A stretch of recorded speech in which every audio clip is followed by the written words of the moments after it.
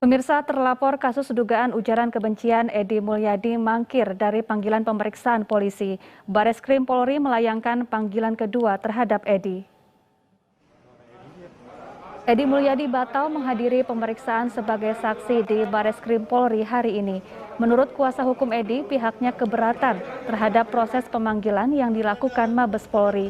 Menurutnya pemanggilan tidak sesuai dengan Kitab Undang-Undang Hukum Acara Pidana atau KUHAP. Sementara itu, polisi menjadwalkan pemeriksaan kedua terhadap Edy. Edy sebelumnya dilaporkan oleh sejumlah pihak atas pernyataannya tentang ibu kota negara sebagai tempat jin membuang anak. Tadi kita sudah sepakat, pihak Mabes Polri akan melakukan pemanggilan ulang. Ya kalau memang ada pemanggilan kita akan datang, saya bilang gitu. Belum dikasih tahu, nanti akan menyusul secepatnya, beliau bilang gitu. Artinya ginilah, Pak Edy tidak akan melarikan diri. Kita akan menghadap secara gentleman ya sebagai orang warga negara Indonesia. Apapun prosedur pemanggilan itu sepanjang tidak melanggar hukum kami akan datang. Ya, belum selesai dengan masyarakat adat Kalimantan, Edy Mulyadi kembali mendapat kecaman dari masyarakat Sunda. Masyarakat adat Sunda mengancam akan menerapkan hukum adat terhadap Edy jika proses hukum di kepolisian buntu. Punya sendiri, yang harganya mahal, punya gedung sendiri. Pernyataan Edy Mulyadi yang menyebut Kalimantan tempat jin buan anak menuai kecaman dari masyarakat Dayak. Lalu nyewa. Sejumlah ormas menggelar aksi ritual potong babi dan ayam. Aksi tersebut sebagai bentuk kecaman terhadap pernyataan Edy Mulyadi yang dinilai menghina masyarakat Kalimantan. Terbaru, masyarakat Dayak yang tergabung dalam Aliansi Borneo mendatangi Komisi 3 DPR RI. Mereka meminta aparat terkait untuk memproses hukum Edy. Inilah keberadaan kami tidak bermain-main, tidak hanya sekedar gertak-gertak saja, tetapi kami sekarang ada di Jakarta. Ini adalah tindakan tegas yang kami lakukan. Selain masyarakat Dayak, Edy juga mendapat kecaman dari masyarakat Aliansi Sunda. Mereka murka atas perbuatan Edy Mulyadi yang menggunakan ikat Sunda berbicara menghina suku Dayak. Masyarakat adat Sunda menyiapkan hukum adat apabila proses hukum kepolisian buntu. Polisi hari ini menjadwalkan pemeriksaan Edy Mulyadi terkait kasus ini. Terlapor kasus dugaan ujaran kebencian Edy Mulyadi mangkir dari panggilan pemeriksaan polisi. Menurut kuasa hukum Edy, pihaknya keberatan terhadap proses pemanggilan yang tidak sesuai dengan Kitab Undang-Undang Acara Pidana atau KUHAP. Polisi menjadwalkan pemeriksaan kedua terhadap Edy.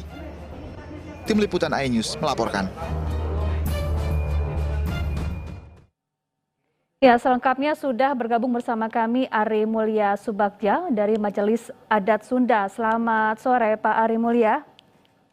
Selamat sore, Sampurasun. Assalamualaikum warahmatullahi wabarakatuh. Waalaikumsalam warahmatullahi wabarakatuh. Ya Pak Ari, bentuk hukum adat seperti apa yang nantinya akan dijalankan terhadap Edy Mulyadi? Ya, terima kasih Mbak Syafa. Jadi hukum adat ini bermacam-macam nanti yang akan kami berikan. Nanti kami akan berembuk, memang ada tempatnya, ada orang-orangnya yang merembukan hukum seperti apa untuk kualitas kesalahan yang seperti apa. Nah ini yang akan kita rundingkan nanti dengan para sepuh-sepuh yang ada di Majelis Adat Sunda. Dan selama ini kami sudah melakukan juga seperti saudara-saudara kami di Kalimantan melakukan ritual ya, di mana ritual ini untuk menjaga untuk tidak lebih terlalu jauh lah melakukan kesalahan-kesalahan dari saudara Edy sendiri gitu ya. Dan yang kedua kami sudah membentengi bahwa suku bangsa Sunda juga tidak akan terbawa terlalu jauh gitu. Seperti hari ini kan kita lihat bersama dengan penggunaan ikat kepala ya. Nah, mungkin tidak menutup kemungkinan nanti di kemudian hari berbagai atribut adat dan budaya kami dipakai hanya untuk melakukan hal-hal yang negatif yang intinya dari pemakaian atribut dan simbol itu adalah ada seperti itikat yang tidak baik, bagaimana memecah persatuan dan kesatuan daripada bangsa Indonesia ini. Ya. Nah ini yang harus kita jaga bersama untuk tidak terjadi hal-hal seperti itu, saya kira itu. Ya, kapan hukum adat itu akan dijalankan? Apakah kalau memang seandainya proses hukum di kepolisian dirasa atau dinilai buntu begitu, Pak? Saya kira dari Majelis Adat Sunda juga sama seperti Pak Rahmat tadi ya, dari adat Dayak, bahwa hukum negara ya berjalan, nanti hukum adat juga ada lagi. Jadi tadi sama prinsipnya, bagaimana seseorang melakukan satu kesalahan. Nah, dengan hukum adat ini kesalahan itu menjadi selesai, tidak ada dendam. Jadi apa yang dilakukan oleh seseorang, ya dia harus bertanggung jawab. Dari mulai adat tadi sampai hukum agama dan hukum negara, kan kita menganut itu di Indonesia. Jadi hukum negara jalan, hukum adat juga kita akan terapkan. Iya. Sejauh ini apakah Edi Mulyadi sudah berkomunikasi secara langsung dengan pihak Anda dan menyampaikan permohonan maafnya? Sampai hari ini saya belum pernah ada komunikasi apapun dan saya belum pernah mendengar bahwa Saudara Edi merasa bersalah telah menggunakan ikat kepala dari bangsa Sunda. Itu tidak ada sampai hari ini. Jadi seolah-olah itu suatu hal yang biasa yang tidak ada artinya. Saya kira itu ini yang harus mendapatkan pelajaran sehingga ada efek jerak kepada yang bersangkutan. Kalau seandainya Edi Mulyadi datang kepada Anda dan menyampaikan permohonan maaf, apakah hukum adat ini tetap akan dilanjutkan, Pak?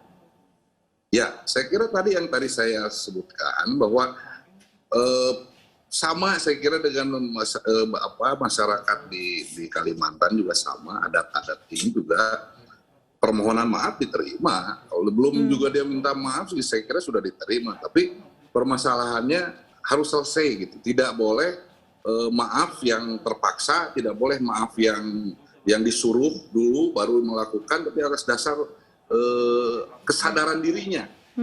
Saya bersalah melakukan tindakan ini, saya minta maaf. Nah, ditebusnya itu dengan hukum adat. Iya. Jadi macam-macam hukum adat, bisa hukuman sosial misalnya, nyapu tempat sampah juga bisa. Hukuman adat itu macam-macam. Oke. Edi Mulyadi juga menyampaikan bahwa ia siap untuk menjalankan hukum adat, asalkan keselamatannya terjamin. Bagaimana Pak tanggapan Anda? Ya, sama saya kira itu juga kami akan menjamin, kami akan berkoordinasi dengan aparat kepolisian ya, bagaimana melakukan prosesi hukum adat ini. Jadi tidak seenaknya kita menghukum orang begitu, karena kan ini warga negara juga dijamin hak dan hak kewajibannya dijamin oleh negara kan, dan ini akan kami perlakukan juga kepada Saudara Edi walaupun dia sudah berbuat salah. Bukan berarti seseorang berbuat salah lalu kita perlakukan seenaknya, enggak juga, ya tidak beradab juga kan.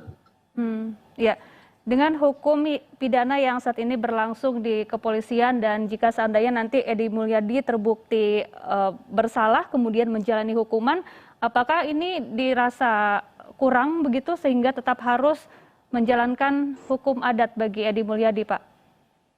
Bukan kurang, Mbak. Jadi yang tadi saya bilang bahwa apa yang sudah dilakukan oleh Saudara Edi gitu ya, ini harus menjadi pelajaran untuk dirinya dan dia harus menebus dosa itu terhadap adat gitu. Bukan terhadap hukum negara. Hukum negara kalau bersalah digui, kan? Nah, untuk adat nanti ada hukum-hukumnya gitu ya. Yang tadi saya bilang bisa hukum sosial yang seperti apa, misalnya harus berbakti kepada masyarakat di mana, misalnya. Bisa saja. Jadi tergantung nanti semacam forumnya yang akan menentukan. Baik, terima kasih Pak Ari Mulya Subagja telah bergabung bersama kami di iNews Sore.